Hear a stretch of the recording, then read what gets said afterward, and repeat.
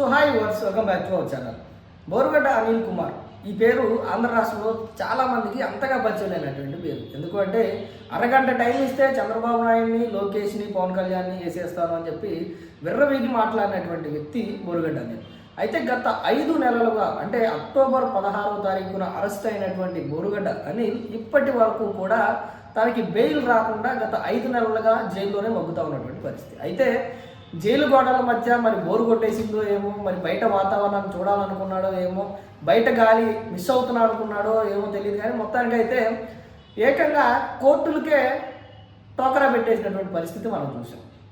అదేంటి అంటే గత 5 నెలలుగా జైలు గోడల మధ్య మగ్గుతున్నటువంటి బోరుగడ్డ అనిల్ ఈ మధ్య కాలంలో మధ్యంతర బెయిల్ను దాఖలు చేసుకొని ఏదో ఒకలాగా మధ్యంతర బెయిల్ పొంది గత 10 రోజులుగా బయట తిరుగుతూ ఉన్నటువంటి పరిస్థితి. అయితే ఇక్కడ ఆశ్చర్యపరిచేటువంటి అంశం ఏంటి అంటే బోరుగడ్డ అనిల్ అనే వ్యక్తికి బెయిల్ వచ్చిన సంగతి కూడా ఇప్పటివరకు ఆంధ్ర రాష్ట్ర ప్రజలకి కానీ, తెలుగుదేశం పార్టీ నాయకులకి కానీ, ప్రధానంగా పోలీస్ ఉన్నతాధికారులకు కూడా తెలియనటువంటి పరిస్థితి. అదేంటి వీళ్ళకి ఎవరికీ తెలియకుండా బోరుగడ్డ అనిల్కు మధ్యంతర బెయిల్ ఎలా ఇచ్చారు, కనీసం జైలర్ అధికారులైనా కానీ ఎందుకు ఇన్ఫార్మ్ చేయలేదు, మీడియాకి ఎందుకు ఇన్ఫార్మ్ అవ్వలేదు, లేదంటే పోలీసులు ఎందుకు దీన్ని పట్టించుకోలేదు అనే అంశాన్ని కనుక మనం ఈ వీడియోలో మాట్లాడుకుంటే, ముందుగా బోరుగడ్డ అనిల్ ఆయన తల్లిగారైనటువంటి పద్మావతి గారికి గత కొన్ని రోజులుగా ఆరోగ్య పరిస్థితులు బాగాలేవని ఫిబ్రవరి 14వ తారీఖున హైకోర్టులో మధ్యంతర బెయిల్ దాఖలు చేసుకోవడం జరిగింది. అయితే బోరుగడ్డ అనిల్ తన తల్లిగారైనటువంటి పద్మావతి గారికి ఆయన ఒక్కడే కుమారుడు కావడంతో ఇక చేసేదేమీ లేక మాతృ ప్రేమను, తల్లి ప్రేమను గుర్తు చేసుకున్నటువంటి హైకోర్టు తనకి మధ్యంతర బెయిల్ దాఖలు చేసింది. ఫిబ్రవరి 14వ తారీఖు నుంచి ఫిబ్రవరి 28వ తారీఖు వరకు తనకి బెయిల్ను మంజూరు చేసింది హైకోర్టు. అయితే ఫిబ్రవరి 14వ తారీఖు నుంచి ఫిబ్రవరి 28వ తారీఖు వరకు బెయిల్ మీద ఉన్నటువంటి బోరుగడ్డ అనిల్ తిరిగి ఫిబ్రవరి 28వ తారీఖు కోర్టుకు హాజరయ్యారు. అయితే ఆ తర్వాత మళ్ళీ ఇదే కారణాన్ని చూపిస్తూ మా తల్లి గారికి ఇంకా ఆరోగ్య పరిస్థితులు మెరుగుపడలేదు కాబట్టి నాకు ఈ బెయిల్ను ఇంకా పొడిగించాలి అంటూ మళ్ళీ అదే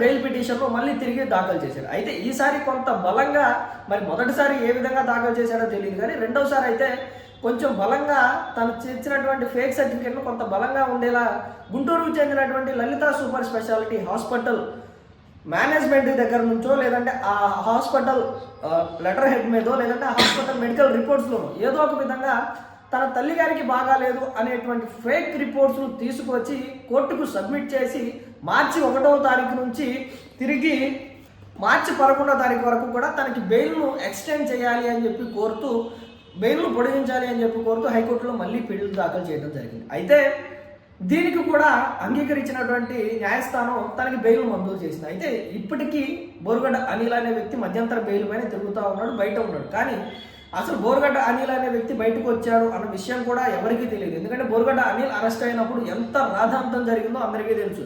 బోరుగడ్డ అనిల్ అరెస్టు రాష్ట్రంలో ఉన్నటువంటి ప్రతి ఒక్కరు కూడా హర్షించినటువంటి అంశం. ఎందుకంటే బోరుగడ్డ అనిల్ అనే వ్యక్తి తన మాటలు కానీ, లేదంటే తన చేష్టలు కానీ, తన ప్రవర్తన కానీ, లేదంటే మాజీ ముఖ్యమంత్రిని ఉద్దేశించి, లేదంటే మాజీ మంత్రులను ఉద్దేశించి, ఒక సినీ సెలబ్రిటీని ఉద్దేశించి, ఒక పార్టీ అధ్యక్షులను ఉద్దేశించి తను ఏ విధంగా మాట్లాడాడు, వారి కుటుంబ సభ్యులు ఏ విధంగా దూషించాడు, వారి పుట్టుకల గురించి ఏ విధంగా మాట్లాడాడు అనే అంశాలను అన్నిటినీ దృష్టిలో పెట్టుకొని ఆయన భుజానెత్తుకున్నటువంటి వైఎస్ఆర్సీపీ పార్టీ నాయకులు కూడా ఇప్పటి వరకు బోరుగడ్డ అనిల్ పైన స్పందించలేదు, ఆయన అరెస్ట్ను ఖండించలేదు. అంటే అర్థం చేసుకోవచ్చు బోరుగడ్డ అనిల్ సమాజానికి ఎంత వ్యతిరేకంగా ఉన్నాడు, లేదంటే సమాజంలో ఎంత ఒక చీడ పురుగులా తయారయ్యాడు అనేది అందరికీ తెలిసినటువంటి విషయం.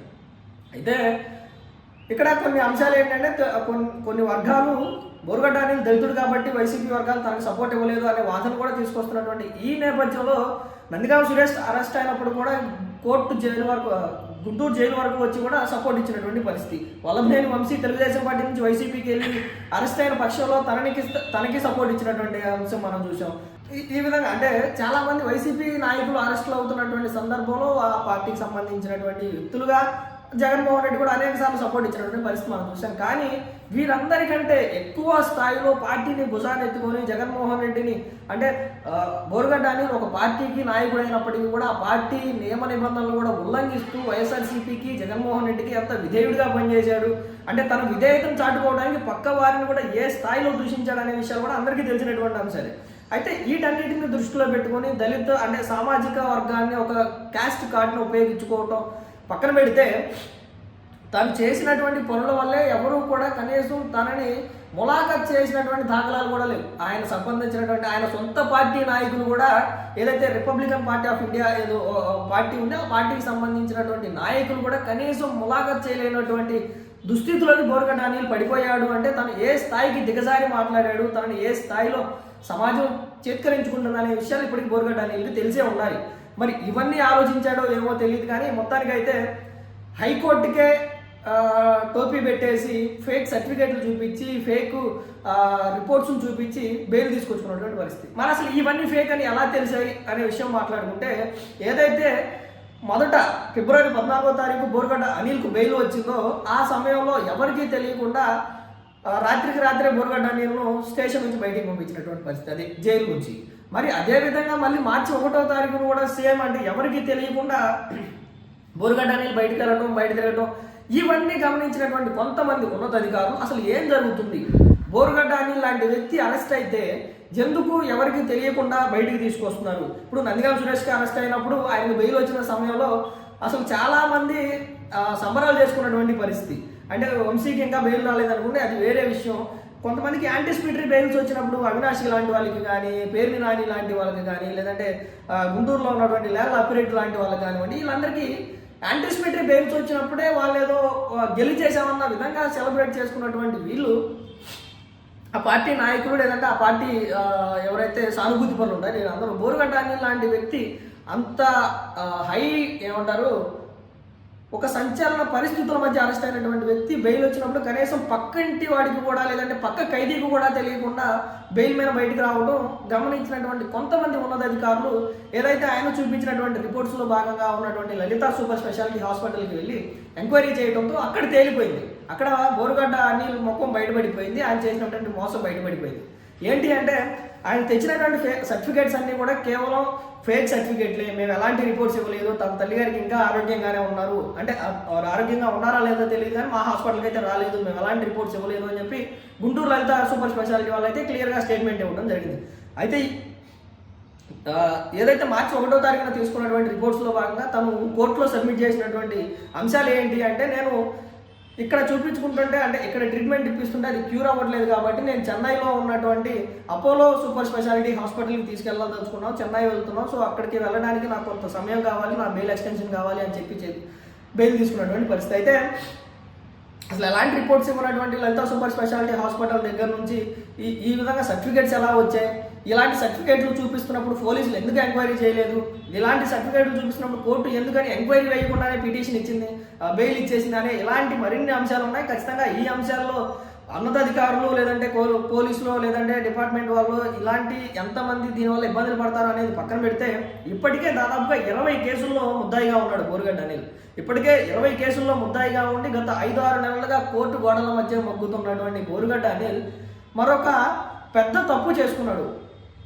ఇది కంటెంప్ట్ ఆఫ్ కోర్టు కింద మళ్ళీ దీనిపైన ఒక స్పెషల్ సెక్షన్ పడేటువంటి అవకాశం ఉంది, స్పెషల్ ఎంక్వైరీ పడేటువంటి అవకాశం ఉంది, స్పెషల్ మళ్ళీ ఒక కొత్త శిక్ష పడేటువంటి అవకాశం ఉంది, ఈ శిక్షనే పొడిగించేటువంటి అవకాశాలు ఉన్నాయి. అంటే మరి బయట వాతావరణాన్ని చూసి బయట విచ్చలవిడిగా తిరిగినటువంటి వ్యక్తి, బయట ప్రపంచాన్ని ఎంజాయ్ చేస్తున్నటువంటి వ్యక్తి, డబ్బు మైకంలో తిరిగేటువంటి వ్యక్తి, మరి అలాంటి వ్యక్తి 5-6 నెలలుగా ఒకే 4 గోడల మధ్య మగ్గాలి అంటే ఖచ్చితంగా అది ఆయన వల్ల అయ్యేటువంటి పరిస్థితి కాదు. అలా అని చెప్పి కోర్టుని మోసం చేసి కూడా బయటికి రావడం అనేది ఇది కంటెంప్ట్ ఆఫ్ కోర్టు అవుతుంది. కాబట్టి ఖచ్చితంగా దీనిపైన స్పెషల్ ఎంక్వైరీస్ పడతాయి, దీనిపైన ఖచ్చితంగా ఒక విచారణ జరుగుతుంది. మళ్ళీ దీనిపైన ఖచ్చితంగా కోర్టు తీవ్రంగా బోరుగడ్డ అనిల్ను ప్రశ్నించేటువంటి అవకాశం, శిక్షించేటువంటి అవకాశం ఖచ్చితంగా కనిపిస్తా ఉన్నాయి. అయితే ఇదంతా ఒక విషయం అయితే దీనిపైన తెలుగుదేశం పార్టీ నాయకులు కూడా కనీసం ఎంక్వైరీ చేసుకోలేకపోయారు. ఎందుకంటే బోరుగడ్డ అనిల్ అనే వ్యక్తి తెలుగుదేశం పార్టీ నాయకుల్ని, చంద్రబాబు నాయుడిని, లోకేష్ని, భువనేశ్వర్ గారిని ఈ విధంగా ఎంతమందిని దూషించారనే విషయం అందరికీ తెలిసింది.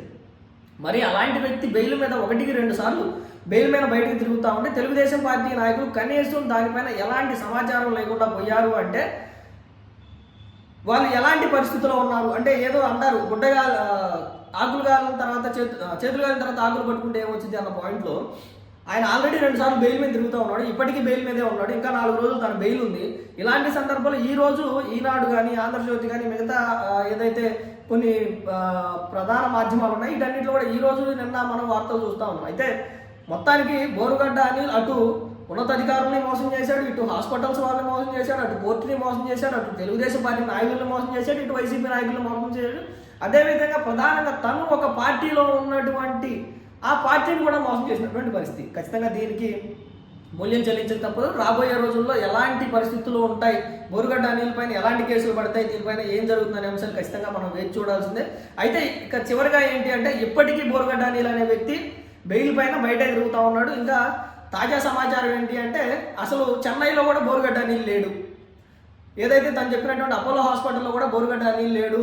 బోరుగడ్డ అనిల్ చెన్నై నుంచి కూడా ఎటో పారిపోయాడు, ఎక్కడికి వెళ్ళాడో కూడా పోలీసులకి సమాచారం లేదు అనేది వస్తున్నటువంటి కొంత సమాచారం. మరి ఇందులో ఎంతవరకు వాస్తవం ఉంది, ఎంతవరకు నిజం అనేది తెలియదు. కానీ పోలీసులు కళ్ళు కప్పి బోరుగడ్డ అనిల్ పారిపోయాడు అనే వార్తలు బయటకు వస్తా ఉన్నాయి. మరి అది నిజమా కాదా మరి అంతవరకు తెలియాలి అంటే ఖచ్చితంగా 11వ తారీఖు వరకు వెయిట్ చేయాల్సిన. 11వ తారీఖు కనుక తను తిరిగి కోర్టుకు సబ్మిట్ అయితే ఈ నిజాలన్నీ కూడా వాస్తవాలు కాదు అని తెలుసుకోవాలి. లేదు ఆ రోజు కనుక జైలుకి వచ్చి బోరుగడ్డ అనిల్ సబ్మిట్ అవ్వకపోతే కనుక ఖచ్చితంగా వాస్తవాలు దీనికి ఖచ్చితంగా రాబోయే రోజుల్లో మూల్యం చెల్లించుకోక తప్పదు బోరుగడ్డ అనిల్. చూసారు కదండి, మరి ఈ వీడియో కనుక మీకు నచ్చినట్లయితే ఒక లైక్ కొట్టేసి మీ అభిప్రాయాన్ని కూడా కామెంట్ బాక్స్లో తెలియజేస్తూ ఇలాంటి ఇంట్రెస్టింగ్ అప్డేట్స్ కోసం మా ఛానల్ని సబ్స్క్రైబ్ చేసుకోండి.